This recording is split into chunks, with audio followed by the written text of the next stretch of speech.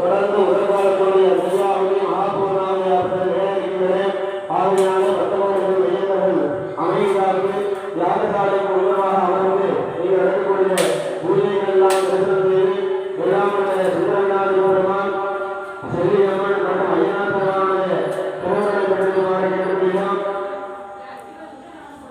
அனைத்து மையங்களும் யாகசாலை மந்திரமாக அமைதியாக அமர்ந்து இந்த நிலக்காலங்களை யாக வழிபாட்டை செய்து எல்லாம் இறைவனுடைய திருமணத்தை பெற்றுமாறு கேட்டுக்கொள்கிறோம். அதாவது